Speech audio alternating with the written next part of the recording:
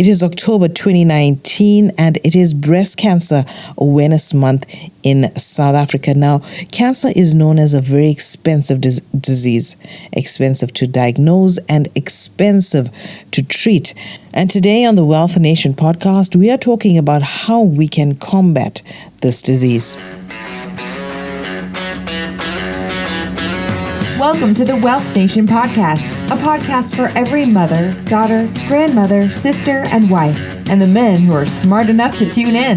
The Wealth Nation podcast brings you all you need to know about investments, business, property investments, personal finance, and all-around financial wellness. Here is your host, Yolanda Rose. Hi, this is Yolanda, and welcome to the Wealth Nation podcast, where I aim to improve your money management and help you to build generational wealth by giving you all the tips and strategies that you need. So if it's the first time you're tuning in, welcome to the show. And if you are a long-time listener, please send me a message on Facebook or on Instagram. It's Financially Fabulous Females, and let me know what you think about the show. And I would really appreciate if you could leave a review on whichever platform that you are listening to the show on, whether it's Apple Podcasts, Stitcher, Tuned In, or Spotify. Kindly leave me a review. I would greatly appreciate it. If you missed out on our last episode, I spoke to you about how parents can guide their adult children with their personal finances. So go and check out that episode, and you're going to get some really cool tips, especially if you're a young adult. Go and listen to that. You can get some really good strategies on how you can get your personal finance in order. The Wealth Nation podcast is sponsored by Audible. Audible is the world's largest seller and producer of audiobooks and other spoken word entertainment, enriching the lives of millions of listeners every single day. With their customer-centric approach to technological innovation and superior programming, Audible has reinvented a media category and is driving force behind today's audio entertainment revolution. For your 30-day free trial and 2 free audiobooks, go to www.financiallyfabulousfemales.com/audible. Cancer causes more deaths in South Africa than HIV/AIDS, tuberculosis, and malaria combined. And this is from a Discovery Health. Now, Discovery is South Africa's largest open medical scheme with a membership of over 2.7 million people. According to their cancer rates, for women, breast cancer is the most prevalent cancer across the board from their members, with Discovery reporting an incidence of 128 per 100,000 in 2017. Among under 40s, twice as many women as men are being diagnosed with cancer. It was revealed by Momentum Life in a briefing on its claim statistics last year. Now, the cost for treating cancer is horrific, and whether you've gone through this on your own or know of friends or family members that are fighting this horrible disease, it's not just dealing physically with the disease that's attacking your body, but also the strain it's taking on your mind. And it's the cost that concerns you as well, the cost of fighting this disease. And there are various ways for you to cover this cost. Firstly, there's medical aid, and unfortunately, not all South Africans have medical aid, and they are left as the state as the only option. And we all know about the state of healthcare in South Africa. This is not a topic that we're going to cover on the show today or ever, but there's not much more that can be said about the state of public healthcare in South Africa. And the next thing you can do is have a dreaded disease cover in place that will help you to cover this cost of fighting cancer if and when it's diagnosed for you. But why is cancer treatment so expensive? Well, Cancer, the company Cancer, that's KAN South Africa, recently published an article. Well, it wasn't that recent. It was a couple of years ago on how the drug patenting system in South Africa keeps these exclusive drugs at a very high level. In fact, they go on to claim that South Africa currently doesn't examine patent applications to see if they meet national criteria. So as a result, South Africa grants patents that fail to meet national patentability criteria. The excessive patenting keeps prices artificially high and the medicines unaffordable for patients. And they call for South Africa to remove patent registration system to a patent examination system, which calls for greater public transparency from the patents office, which we currently don't have. They also claim that South Africa has weak patent standards, which opens the country up to very frivolous and abusive patenting practices, where pharmaceutical companies can take minor modifications to existing drugs in order to get multiple patents on single medicines.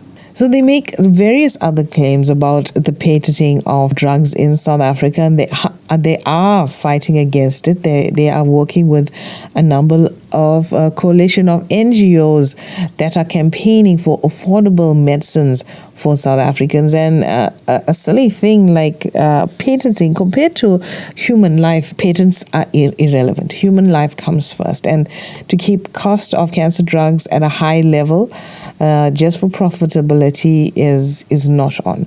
And it's things like this that government should be focusing on to bring down the cost of drugs for the average South African. Cancer leaves a massive impact on your life. When you're diagnosed, at times maybe you'd have to leave work. If you're lucky enough to work for a good company, they're gonna give you time off and extended time off. And if your time off work for a really long time, it brings a decreased income into the home. You could be used to 2 incomes in your home, but once cancer attacks, the sickly person will most likely have to give up work and try to fight this disease. And not forgetting the emotional impact on your partner and your kids, your marriage, and how can you combat that? I'm going to play a clip right now from a cancer patient. She's going to tell us her story about how this disease hit and impacted her family and how they combated it. My name's Mandy Creamer. I'm a mum of 3 children. In 2011, I just had a suspicious lump. I went to an oncologist, had a look at the lump. I had a HER2 gene, which was really aggressive. The day that I got the news and at work, and it's something that obviously no one ever wants to hear. About a week or 2 before I was diagnosed, we were in the process of signing chronic illness cover, and we just really put it off. We never really got to signing it, and 2 weeks later I was diagnosed, and it was too late for me to claim, and that 500,000 would have gone a long way. You end up in a situation where there's nothing really you can do except, in a sense, face the facts. I'd stopped working in 2013. My husband said, it's time to stay at home. The last thing that any person needs is to have to work. It was a huge decision to go to one salary. It was challenging to say the least. There's the medicine side of chronic illness and of my journey, cancer, that medical aid covered to a point. What do we do? What treatment is now required? What is it going to cost? I only had 200,000 oncology cover a year. By May, I think we had exhausted our oncology benefits. And thereafter, we were paying 20% of everything I was having. We then had to start forking out little bits ourselves. A once-off cover like that would have helped us. I went off to have a single unilateral mastectomy. I then started another journey with medical aid. They declined it 3 times. I then wrote to the Medical Schemes Council of South Africa, and the next thing, I got my reconstruction paid for. The medical industry call it elective, and it's not right, no one doesn't elect that. In January, I started to feel my left arm going numb. It was the same cancer with an extra gene attached to it. So we got 2 family friends around for dinner, and we said, look, we need to raise money. They all chipped in together, and they ended up giving us a substantial amount of money. If it wasn't for that, I actually don't know how we would have got by. I'd go so far as to say it almost would have been impossible. There's an incredible part of me that wanted to go back to being the mom that could run on the beach with her children, that could play squash with my husband. I lost an incredible amount of weight, and I knew that I needed to do weightlifting exercises. We bought a juicer, which at that time was 3,500 rand, and just got our family onto a really good, as raw as possible diet. The nutritious organic food that someone going through a chronic illness, it is expensive. It's just the way it is. Going for counselling, it's quite traumatic. Your marriage takes a knock. How your kids are dealing with it, they process things in their own way. You've got to give time to them. The company that I worked for was very understanding. You end up taking a lot of time off to get to the different appointments. She'd have treatment done and she'd be too tired and too exhausted from the treatment to possibly consider driving home.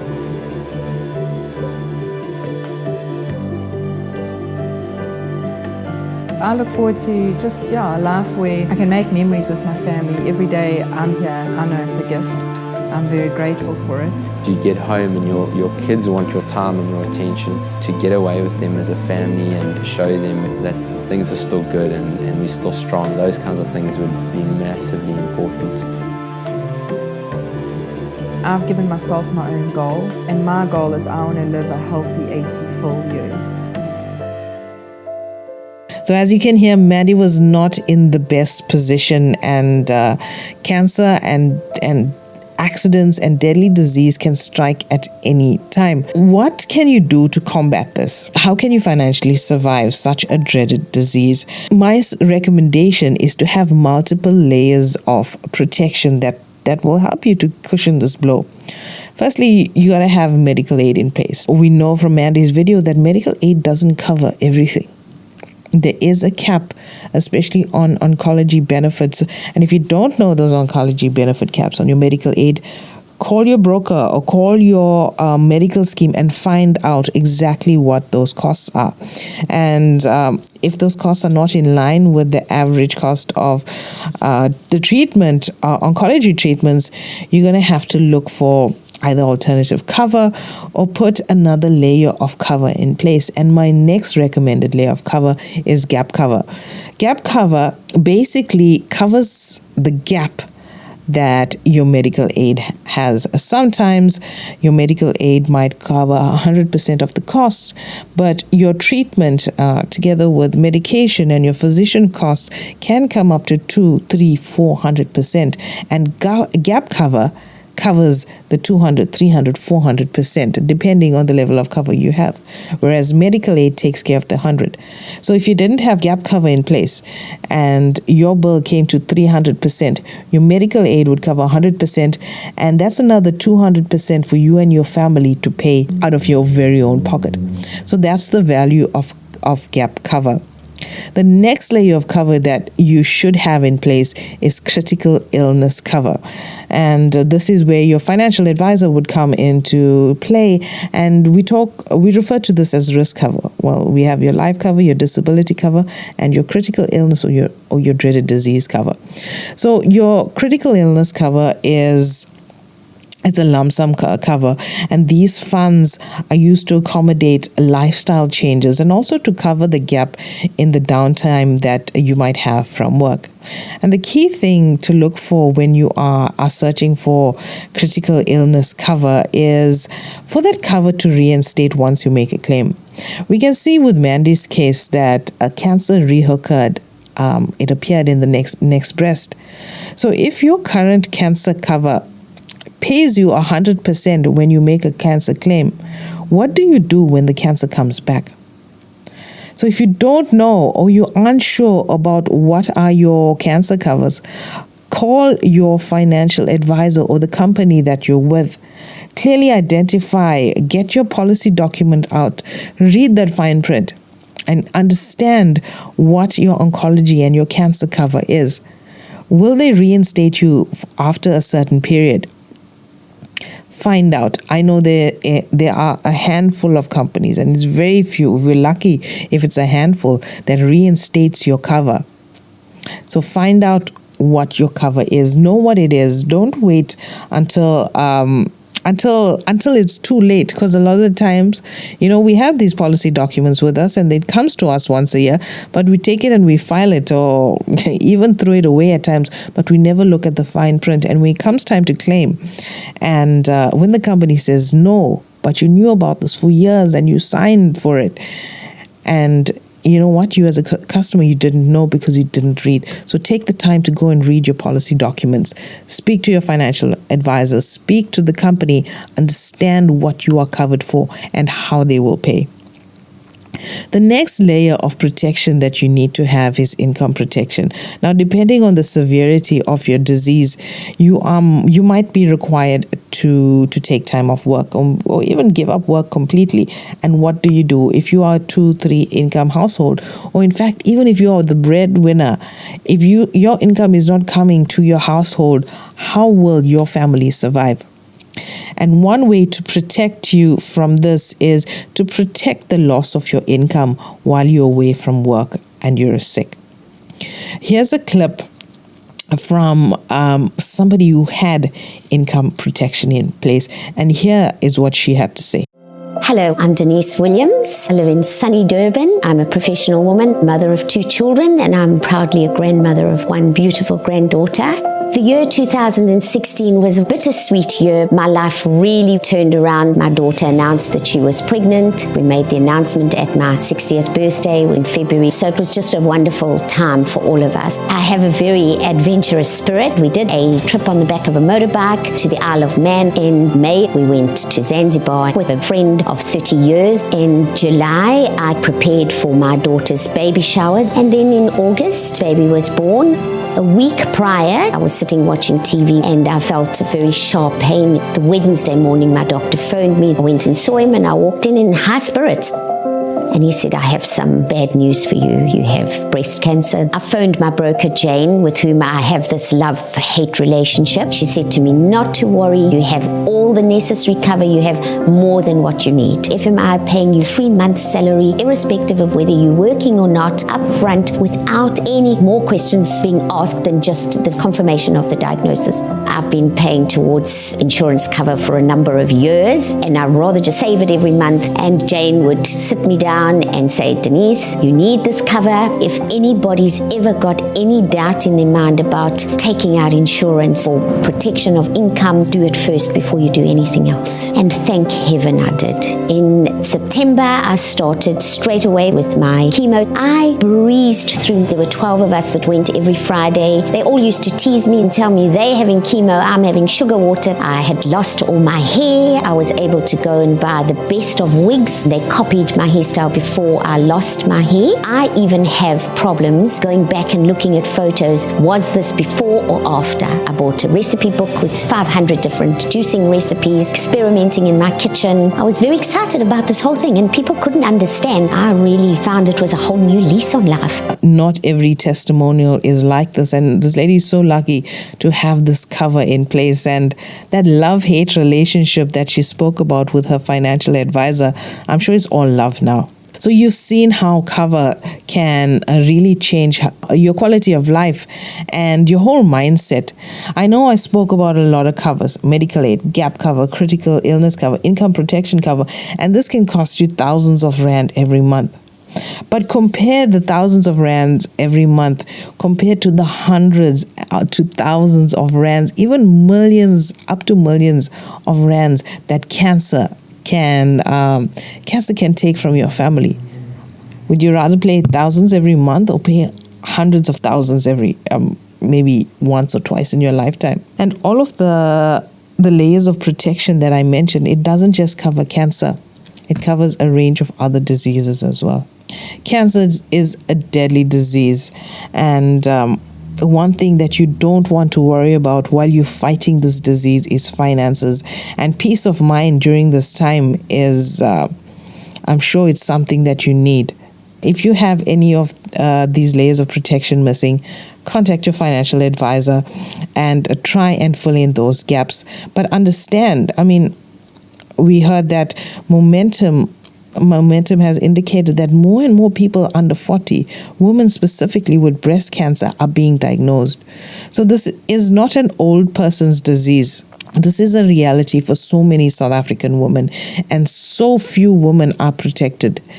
And it doesn't just affect you, it affects your partner, it affects your kids, it affects your siblings, your extended family. You do not have to go through this disease alone, and the financial aspect of fighting this disease should not be on your mind. So get the correct cover in place, speak to a professional, a savvy professional, and ensure that you and your family are protected. So that's it for me on the Wealth Nation podcast.